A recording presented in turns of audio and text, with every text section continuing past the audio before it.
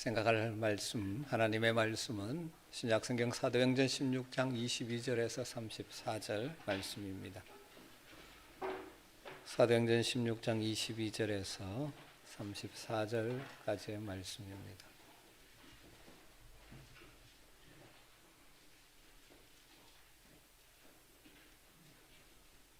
말씀을 한 절씩 교독하겠습니다. 무리가 일제히 일어나 고발하니 상관들이 옷을 찢어 벗기고 매로 치라 하여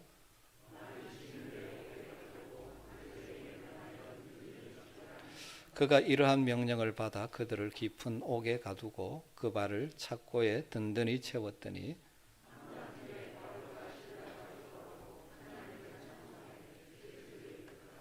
이에 갑자기 큰 지진이 나서 옥터가 움직이고 문이 곧 다 열리며 모든 사람의 매인 것이 다 벗어진지라.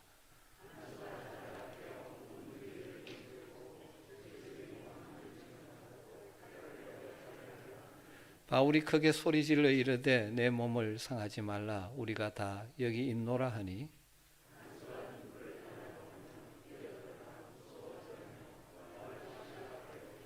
그들을 데리고 나가 이르되 선생들이여 내가 어떻게 하여야 구원을 받으리이까 하거늘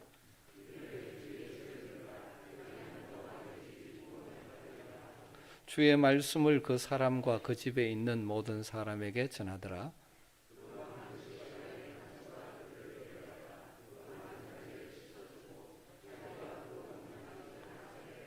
같이 읽습니다. 그들을 데리고 자기 집에 올라가서 음식을 차려주고 그와 온 집안이 하나님을 믿음으로 크게 기뻐하니라. 아멘. 지난주에는 이 빌립보 전도 사역을 살피면서 바울의 빌립보 전도 사역을 살피면서 두 부류의 사람에 대해 초점을 맞추어 말씀을 나누었습니다. 욕심에 이끌려 사는 사람 그리고 성령에 이끌려 사는 사람이 있다는 것이죠. 귀신 들린 여종을 이용해서 큰 돈을 벌던 여종의 주인들, 바울이 그 여인을 고쳐줌으로 인해서 더 이상 자기들의 수익의 소망이 끊어지자 바울과 실라를 잡아 끌고 아고라 시장 관리에게 끌고 갔고 그 관리는 그들의 상관에게 끌고 가서 거짓으로 고발 고소해서 매를 때려 투옥해 버리죠. 바울과 실라가 유대인으로서 로마인인 그들이 받아들일 수 없는 풍습을 전한다는 명목을 내세워 고발했지만 사실은 돈에 대한 욕심 때문이었다는 것을 살폈습니다. 또 그들의 선동에 넘어가서 함께 목소리를 높여 바울과 실라를 고발하는 무리의 어리석음도 생각했었죠. 이 다 육신을 추구하는 육신에 끌려 욕심에 끌려 살아가는 인생들의 모습이죠. 하지만 바울과 실라는 성령의 사람으로서 귀신 들린 여종을 그들과 다르게 보죠. 이용의 대상이 아니라 긍휼히 여김의 대상으로, 섬김의 대상으로, 회복의 대상으로 봤죠. 그래서 귀신의 억압에서 자유하게 해주었습니다.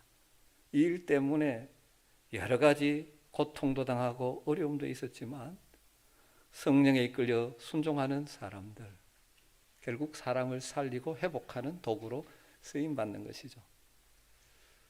사랑하는 성도 여러분, 다시 한번 말씀드리고 싶습니다. 우리가 많은 사람들과의 관계 속에 우리가 지금 살아가고 있지 않습니까? 우리는 욕심에 이끌려 살 때가 많죠. 우리가 만나는 사람들을 이용의 대상으로 보고 어떻게 하면 저 사람 통해서 내가 덕을 볼까? 이 생각으로 대하다 보니 서로에게 상처를 주고받을 때가 참 많지 않습니다. 성령의 관점으로, 섬김의 대상으로, 긍휼히 여김의 대상으로 서로를 볼 수 있는 그런 은혜가 있게 되기를 주의 이름으로 축원합니다. 이 말씀을 선포한 후에 목회자로서 저 자신을 참 고민을 한번 살펴보았습니다. 내가 특별히 이용의 대상이 아니라 섬김의 대상으로 돼야 될 사람이 누굴까? 가장 저에게 해당되는 사람들은 저와 함께 교회를 섬기는 우리 교회 부교역자들이었습니다. 내가 혹시 목사님들, 전도사님들을 내 목회의 도구로 이용하고 살지는 않는지. 비록 저는 담임 목회자고 부교역자지만 다 하나님 앞에서 부름받은 하나님의 종인데 내가 혹시 그렇게 하는 모습은 없는지를 좀 생각해 보면서 다시 한번 정말 함께 동력하는 귀한 우리 목사님들을 제 하는 자세를 새롭게 점검해야 되겠다, 그런 생각을 해보았습니다. 제가 이렇게 공개적으로 선포하는 것은 일어나야 제가 더 잘 할 것 같아서 같은 하나님의 종이죠. 여러분들도 우리 부교역자들을 그렇게 봐주시면 좋을 것 같습니다. 우리 교회를 위해서 뭔가 필요한 존재 차원이 아닌 여러분에게는 또 주변 정말 가까운 사람들 관계 속에 정말 내 욕심을 따라 이용의 대상으로 사람을 사용하고 있지는 않는지, 그럼 성령의 관점으로 서로를 대함으로 하나님의 놀라운 회복과 또 축복들이 여러분의 삶에 경험되어지는 복이 있게 되기를 주님으로 축원합니다. 오늘은 그 이어서 계속해서 성령에 이끌려 들어가는 바울과 실라, 이들의 또 다른 모습을 하나 생각해 보려고 합니다. 너무나 잘하는 것이죠. 간단하게 정리한다면 원망과 불평의 상황 속에서도 기도와 찬송으로 이겨내는 사람들입니다. 바울과 실라, 여러분 우리가 이와 같은 형편에 처했다면 어떻게 반응했을 것 같습니까? 귀신에 사로잡힌 불쌍한 여인을 고쳐주고 회복시켜 주었습니다. 그런데 그 주인들의 고소고발 때문에, 그리고 그들에게 선동된 무리들에 의해서 관리들에게 가거라 시장 더 많은 사람 보는 앞에 끌려가고 거기서 심한 고초를 당했죠. 22절을 보면 무리가 일제히 일어나 고발하니 상관들이 옷을 찢어 벗기고 매로 치라 하여, 여기 상관들이라고 번역한 단어가 헬라어로 스트라테고이라는 단어인데 빌립보 성의 최고의 지도자를 지칭하는 단어입니다.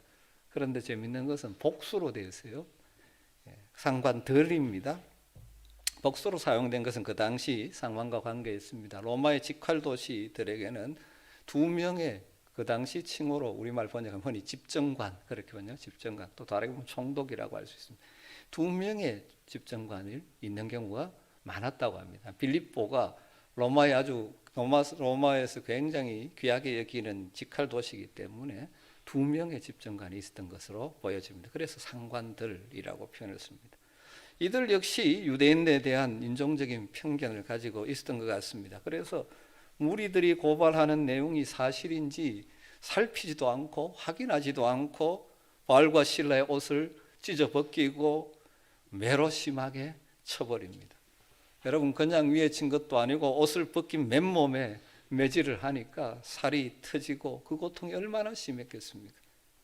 23절을 보면 단순히 그냥 친 것이 아니라 많이 친 후에 옥에 가두고 간수에게 명하여 든든히 지키라 하니, 이 집정관들의 명령을 따라 바울과 실라에게 매질을 가했는데 많이 쳤다고 합니다. 구약성경 신명기를 보면 사람들의 죄가 있다고 해서 태형을 가할 때, 매질을 할 때도 40대를 초과할 수 없게 구약율법은 규정하고 있죠. 왜냐하면 사람이 죽으면 안 되기 때문입니다. 사람의 감정을 따라 무제한으로 태형을 가지 못하게 한 장치였죠. 그래서 유대인들은 이런 태형을 가할 때도 반드시 40에 하나 감한 매, 그러니까 39대까지만 매질을 하죠. 왜 그렇게 하느냐 하면 자기도 모르게 횟수를 잘못 계산해서 40대를 초과하는 율법을 범하지 않기 위해서 40에 하나 감한 매를 치는 거죠. 그래서 40에 하나 감한 매, 이런 표현이 성경에 나오죠. 그런데 이방인들에게는 이런 제한이 없었던 것 같습니다. 오늘 말씀에서 바울과 실라가 매질을 당했는데 많이 당했다라고 시작을 하고 있죠. 그리고 그것이 끝이 아니죠.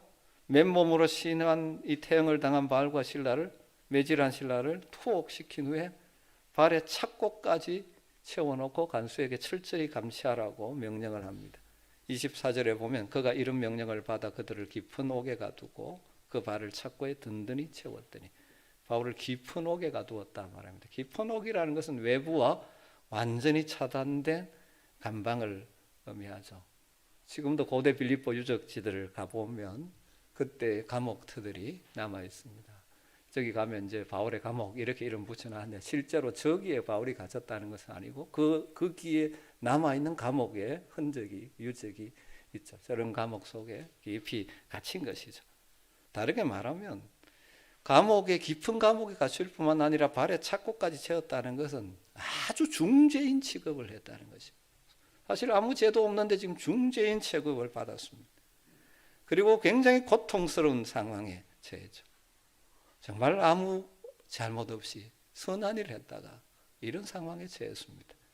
여러분, 이런 상황에서 바울과 실라가 어떻게 했다고 성경은 말하고 있습니까? 너무나 잘 알지 않습니까? 25절에 한밤중에 바울과 실라가 기도하고 하나님을 찬송하며 죄수들이 듣더라. 25절에 한밤중에 이렇게 시작합니다. 한밤중은 하루 중에 가장 어두운 시간이죠. 그래서 한밤중은 흔히 절망을 상징하지 않습니까? 일본 기본적으로 시간적으로 여기는 한밤중이라는 의미가 1차적일 뿐만 아니라 또 한편 이 표현 속에 바울과 실라가 지금 처한 상황이 얼마나 어두운 상황인가를 또 보여주는 표현이지 않겠습니까? 이 한밤중에 바울과 실라가 기도하고 찬송했다고 합니다. 왜 한밤중에 이들의 찬송과 기도가 시작되었을까? 성경은 나와 있지 않죠? 어떤 목사님은 이런 해석을 하는 것을 들은 적이 있습니다. 바울과 실라가 당한 이 매질이 너무 심해서 감옥에 갇힌 후에 거의 실신 상태에 있다가 정신을 차리고 보니 아마 한밤중이 아니었을까. 그래서 그때부터 기도와 찬송을 시작했다라고 해석하는 해석을 들어본 적이 있습니다. 그냥 해석입니다. 그런데 가능성은 충분히 있다고 봅니다. 그만큼 바울과 실라가 당한 고통이 컸다는 것이죠. 그 한밤중에 바울과 실라는 기도하고 하나님을 찬송합니다. 그것도 그저 흥얼거리듯이 하는 찬송이 아니죠. 다른 감방의 죄수들이 다 들을 수 있는 큰 소리로 기도하고 찬송합니다. 여러분 어떻습니까? 이 상황이 어떤 상황입니까? 억울한 상황입니다. 원망하고 불평하기 딱 좋은 상황입니다. 그런데 그 상황에서 바울과 실라는 기도하고 찬송합니다. 이게 어떻게 가능할까요? 이 성령의 사람들이 가능한 것입니다. 그리고 기도하고 찬송했다면 어떤 찬송을 기도하고 찬송을 한 것 같습니까? 우리는 단순히 그들이 처한 이 절박한 상황에서 억울한 상황에서 자신들을 구해달라고 억울한 이 감옥에서부터 벗어나게 해달라고 절규하듯이 기도하고 찬송했을 것이라고 생각하기가 쉽습니다. 왜냐하면 우리라면 그렇게 할 가능성이 참 크기 때문입니다. 그런데 문맥을 보면 바울과 실라의 기도와 찬송은 그런 것이 아닌 것으로 보입니다. 하나님이 뒤에 옥문을 열어주시고 발의 착고를 풀어주셨는데 그들은 어떻게 합니까? 감옥에 그대로 남아 있습니다. 만일 그들이 감옥에서 벗어나는 것이 그들의 기도 제목이었다면 옥문이 열리고 착고가 풀릴 때 하나님 우리의 기도에 응답하셨구나 하고 감옥에서 뛰어나갔을 것입니다. 그런데 옥문이 열리고 발의 착고가 풀리고 메인 것이 다 풀렸어도 그들은 감옥에 그대로 앉아 있습니다. 그렇다면 바울과 실라가 그 한밤중에 무엇을 기도했을까요? 정확하게는 알 수 없지만 아마도 그 절망의 한밤중 감옥 속에서 이 상황 가운데서도 하나님의 뜻이 이루어지기를, 하나님의 계획이 무엇인지 우리가 알 수 없지만 하나님 역사해달라고 기도했지 않겠습니까? 그러기에 옥문이 열리고 착고가 풀렸음에도 바울과 실라가 그대로 앉아 있습니다. 그런 마음을 성령께서 주신 것이겠죠. 그 결과 어떤 일이 일어납니까? 그 간수가 구원받고 그 간수의 모든 가족이 구원받는 놀라운 구원의 역사가 일어납니다. 그리고 그 빌립보 사람들에게 지난주에 말씀드렸지 초기 빌립보 전도에 크게 열매가 없었던 것으로 보이지 않습니까? 왜? 로마 제국의 시민이란 그들의 자부심이 너무너무 강해서 복음이 들어가지 않는 강력한 장벽으로 있는 것 같은 그 빌립보 도성이 이 사건을 계기로 하나님의 교회가 세워지는 놀라운 역사가 일어나게 되는 것이죠. 우리는 1차적으로 이 말씀에서 받을 수 있는 영적인 진리가 무엇입니까? 어떤 상황 속에서도 기도하고 찬송할 때 하나님이 응답하시고 하나님이 역사하신다는 것, 이건 기본적으로 우리가 받을 수 있는 진리입니다. 그래서 여러분 때로는 억울한 상황, 불평의 상황 만났을 때 주저앉아 있지 마시고 불평으로 인생을 허비하지 마시고 그 상황에서도 하나님을 바라보고 기도하고 찬송함으로 이겨낼 수 있는 은혜가 여러분에게 있게 되기를 주의 이름으로 축원합니다. 우리 하나님은 우리가 기도하고 찬송할 때 놀라운 일을 일으키시는 분입니다. 불평과 원망하기 쉬운 상황들, 억울한 상황들이 우리에게 종종 있을 수 있지 않습니까? 그때 억울함을 토해내고 원망하고 그러지 마십시오. 기도와 찬송으로 여러분의 삶을 바꿔낼 수 있는 은혜가 있게 되기를 주의 이름으로 축원합니다. 바울과 실라의 경우에는 지진이 와서 옥토가 움직이고 옥문이 열리고 발의 착고가 풀어지는 놀라운 하나님의 역사로 함께해 주셨습니다. 우리 하나님이 이렇게 역사하실 때가 많습니다. 성경에도 그렇고 우리의 믿음의 선배들의 삶에도 그랬지 않습니까? 여러분, 그렇기 때문에 우리가 다시 한번 분명히 확신해야 될 것은 우리의 기도에는 능력이 있습니다. 우리가 찬송할 때 놀라운 일이 일어나기도 합니다. 우리 주일학교 아이들이 찬송하듯이 찬송을 부르세요, 찬송을 부르세요. 놀라운 일이 생깁니다. 찬송을 부르세요.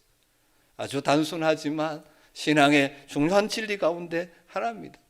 이 땅을 살아가다가 생각하지 못했던 억울한 일, 힘든 상황 만났을 때 불평의 사람으로 전락하지 마시고 그 순간에도 함께 하실 하나님을 신뢰하고 바라보며 기도와 찬송으로 이겨낼 수 있는 저와 여러분 되기를 주의 이름으로 축원합니다.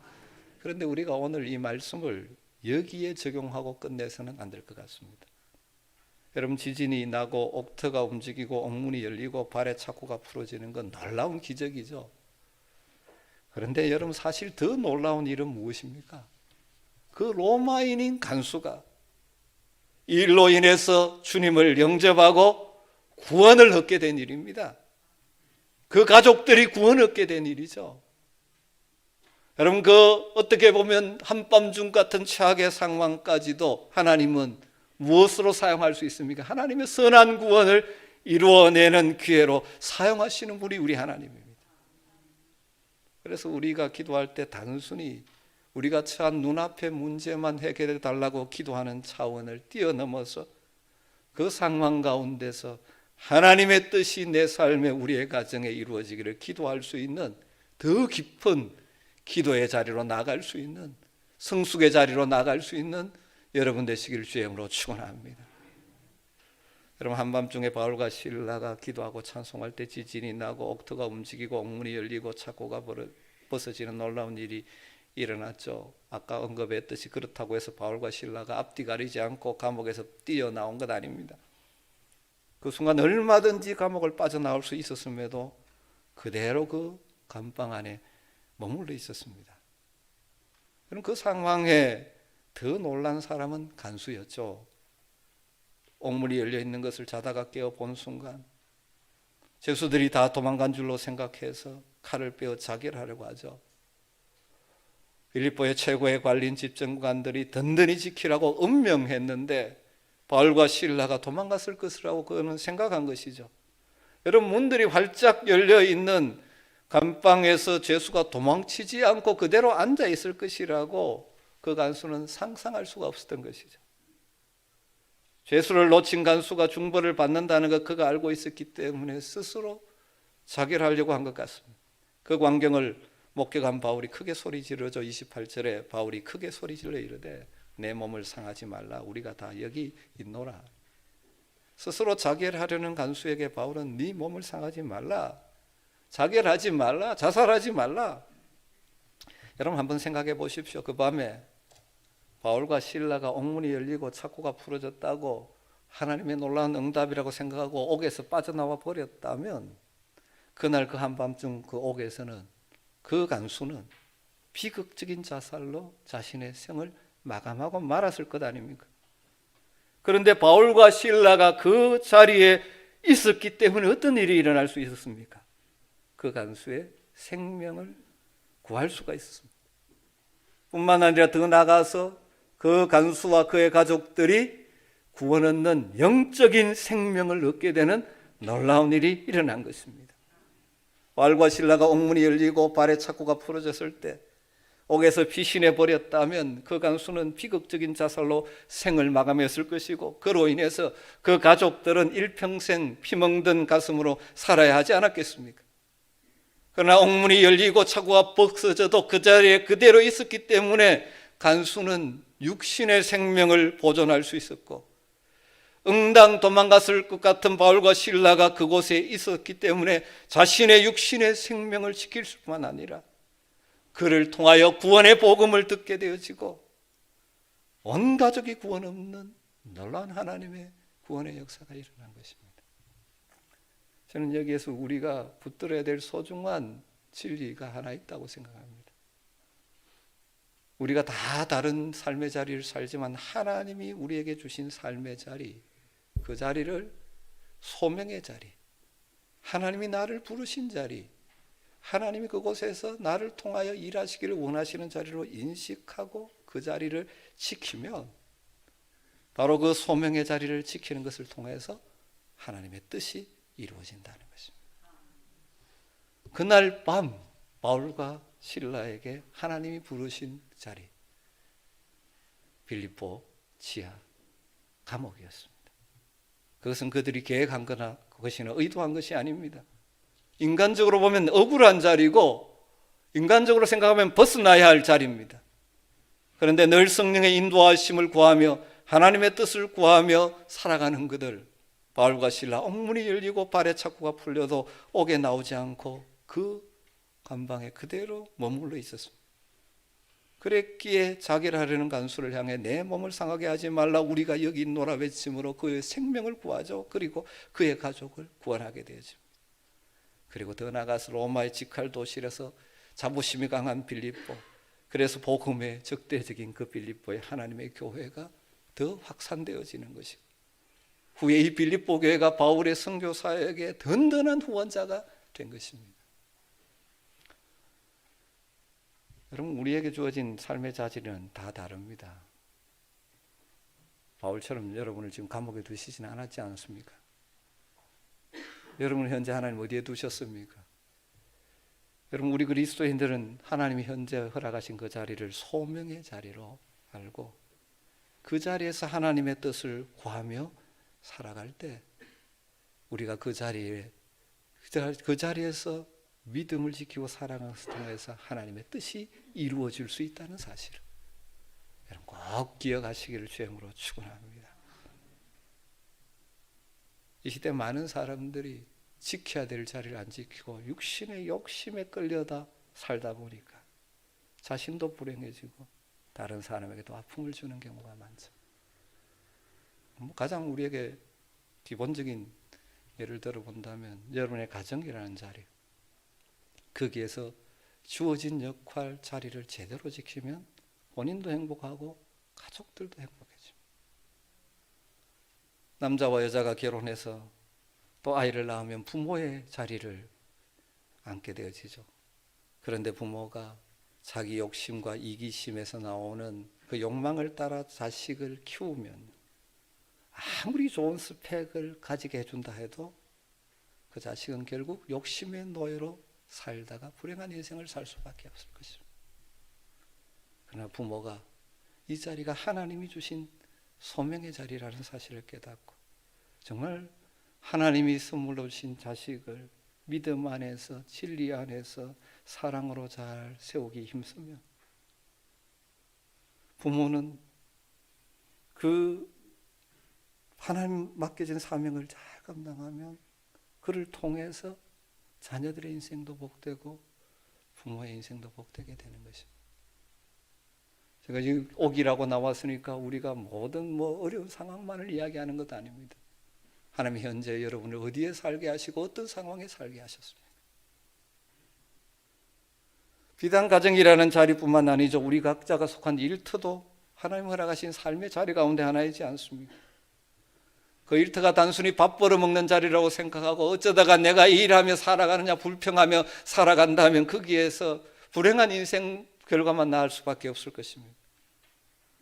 내게 허락하신 이 자리가 소명의 자리임을 깨닫는 믿음을 가지고 만약 그게 없다면 그 일터 속에서 하나님을 믿는 우리나 믿지 않는 그들이나 무슨 차이가 있겠습니까? 사실 많은 그리스도인들이 믿음으로 산다고 하지만 삶의 자리를, 하나님이 허락하신 그 자리를, 소명의 자리라는 사실을 망각하고 사니까 그것을 통해서 또 성령의 이끌림을 받는 것이 아니라 내 욕심을 채우는 자로 생각하다 보니까 전혀 하나님의 영광을 드러내지 못할 때가 많지 않습니다. 여러분, 우리가 지금 속해 있는 일터가 어떤 일터든 그 일터가 하나님이 내게 주신 소명의 자리임을 자각하고 거기에서 믿음의 방식으로 그 자리를 지켜나갈 때 내가 그곳에서 직급이 무엇이든 직책이 무엇이든 그 일이 사람들 보기에 큰 일이든 작은 일이든 그 자리를 통해 그 자리에 보내신 하나님의 뜻이 우리를 통하여 이루어진다는 사실입니다. 그날 밤 바울과 실라의 소명의 자리는 빌립보 감옥이었습니다. 여러분, 그렇다고 해서 그날 이후로 바울과 실라가 계속 그 감옥에 있었던 것 아니지 않습니까? 바울과 실라는 이튿날 합법적으로 감옥에서 나옵니다. 그리고 루디아의 집을 거쳐서 성령의 인도하심을 따라 데살로니가, 베레아, 아테네, 고린도 계속해서 이 삶의 자리를, 소명의 자리를 옮겨갑니다. 그럼 이처럼 우리에게 준 하나님의 부르심의 자리는 고정된 것이 아닙니다. 언제든지 변할 수 있습니다. 그렇지 않습니까? 우리가 자식의 자리에 있다가 부모의 자리로 올라갔죠. 청년의 자리에 있다가 중년, 노년의 자리로 옮겨갑니다. 다니던 이 직장에서 다른 직장으로 옮겨갈 수도 있고 이 동네에 살다가 다른 동네로 이사갈 수 있습니다. 중요한 것은 무엇입니까? 현재 내가 있는 그곳에서 하나님의 뜻을 구하고 욕심을 따라 사는 것이 아니라 성령의 인도하심을 따라 살아가면 그곳에서 무엇이 이루어집니까? 내가 생각하지 못했던 하나님의 뜻이 이루어지는 것입니다. 사랑하는 성도의 말씀을 정리하십시다. 성령에 이끌려 살아가는 바울의 일행을 보면서 어떤 생각이 드십니까? 기본적으로 여러분, 어떤 상황에서도 억울한 상황이든 불평 원망의 상황이든 고통의 상황이다 할지라도 낙심하지 마시고 원망하지 마시고 주저앉지 마시고 하나님을 바라보며 선하신 하나님을 기대하며 기도와 찬송으로 이겨내는 여러분 되시기를 주님으로 축원합니다. 그렇게 살아갈 때 하나님 다양한 방법으로 우리의 삶에 찾아오시고 하나님의 뜻을 이루어 가실 것입니다. 오늘 말씀의 첫 번째 적용은 이것이어야 합니다. 어떤 상황에서도 하나님을 바라보며 기도와 찬송의 사람으로 살아가기로 다시 한번 결단하는 은혜가 있게 되기를 주님으로 축원합니다. 두 번째는 우리에게 허락하신 이 삶의 자리, 현재 삶의 자리를 하나님이 보내신 소명의 자리로 생각하고 그곳에서 하나님의 뜻을 구하고 욕심이 아니라 성령의 인도하심을 따라 살아가는 여러분 되시기를 주님으로 부탁을 드립니다. 그 소명의 자리를 잘 지킬 때 우리를 통하여 하나님의 뜻이, 계획이 이루어지는 줄 믿습니다. 기도하겠습니다.